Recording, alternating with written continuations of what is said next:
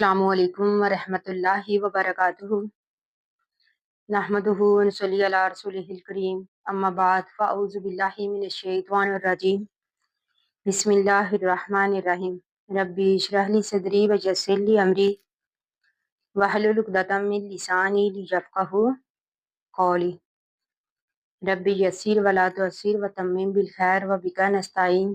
आमीन या रब्बिल आलमीन। आज हम इंशाअल्लाह पढ़ेंगे सूरतुल हिजर की आयत नंबर 66 से। इससे पहले हमने पढ़ा कि जब फरिश्ते हज़रत इब्राहीम अलैहिस्सलाम के पास बेटे की खुशखबरी लेकर आए तो साथ ही हज़रत लूत अलैहिस्सलाम की कौम के पास अजाब लेकर भी आए। तो अब इस आयत में अल्लाह ताला फरमाते हैं वक़ज़ैना, और हमने फैसला किया, अलैहि इसकी तरफ, ज़ालिकल अमरा इस बात का। यहाँ पर ज़ालिकल अमरा से मुराद अजाब का। अल्लाह ताला फरमाते हैं कि हमने हज़रत लूत अलैहिस्सलाम की कौम की तरफ अजाब का फैसला सुना दिया। अन्ना बेशक दाबिरा जड़ हाउलाई इन तमाम लोगों की मकतून काट दी जाएगी, मुस्बिहीना सुबह होते ही। अल्लाह ताला ने फरमाया कि सुबह होते ही इन तमाम लोगों की जड़ काट दी जाएगी, यानी अल्लाह ताला का अजाब उनको अपने घेरे में ले लेगा। वजाआ, और आए, अहलुल मदीनती शहर वाले। यहाँ पर शहर से मुराद सदूम, यानी सदूम वाले आए। यस्तबशिरूना, खुशियाँ मनाते हुए, क्योंकि आने वाले फरिश्ते जो थे वो खुश शक्ल नौजवान की शक्ल में आए थे। हज़रत लूत अलैहिस्सलाम की कौम में लवातत की बीमारी आम थी, यानी वो औरतों को छोड़कर अपनी जिनसी ख्वाहिश पूरी करने के लिए मर्दों के पास आते थे। इसलिए जब उन्होंने देखा कि हज़रत लूत अलैहिस्सलाम के पास खुश शक्ल नौजवान आए हैं तो वो खुशियाँ मनाते हुए आए। काला, तो कहा हज़रत लूत अलैहिस्सलाम ने, इन्ना बेशक हाउलाई ये तमाम के तमाम ज़ैफ़ी मेरे मेहमान हैं, फ़ला तफ़ज़हूनी ना तुम मुझे रसवा करो। ये बातें जो थी हज़रत लूत अलैहिस्सलाम और उनकी कौम के दरमियान उस वक़्त हुई जब हज़रत लूत अलैहिस्सलाम को ये मालूम नहीं था कि आने वाले लोग जो हैं वो फरिश्ते हैं। यानी हज़रत लूत अलैहिस्सलाम ने फरमाया कि तुम मुझे मेहमानों के सामने रुसवा ना करो। वत्तकुल्लाह, डरो अल्लाह से, वला तुखज़ूनी, और ना तुम मुझे जलील करो। यानी ये बातें हज़रत लूत अलैहिस्सलाम ने अपनी कौम से कही। कालू, तो कहा उन्होंने, अवलम, क्या नहीं। यहाँ पर आ जो है ये सवालिया है और लम का मैनी नहीं। अवलम, क्या नहीं, नन्हा का, मना किया हमने तुझको, अनिल आलमीन, जहान वालों की हमायत से। यानी कौम ने आगे से जवाब दिया, क्या लूत, क्या हमने तुझे मना नहीं किया कि लोगों की हमायत ना किया कर। काला, तो कहा हज़रत लूत ने, हाउलाई ये तमाम की तमाम बनाती मेरी बेटियां हैं। यहाँ पर बेटियों से मुराद कौम की बेटियां, यानी कौम की बेटियां नबी की बेटियां हुई।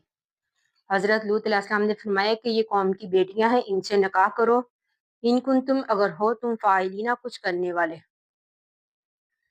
ला अमरू का, कसम है आपकी उम्र की।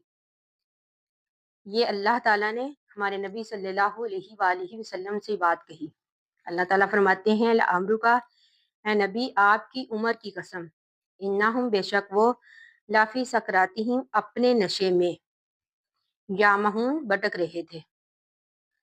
अल्लाह ताला ने फरमाया कि नबी सल्लल्लाहु अलैहि वसल्लम के उस वक़्त लूत अलैहिस्सलाम की कौम अपने नशे में बहकी हुई थी, यानी उन्होंने नबी की बात ना मानी, हज़रत लूत अलैहिस्सलाम की बात मानने से इनकार कर दिया।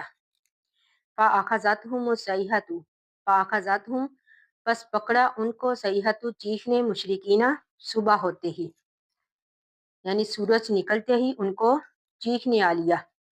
यानी अल्लाह ताला का अजाब उन पर आ गया सुबह होते ही।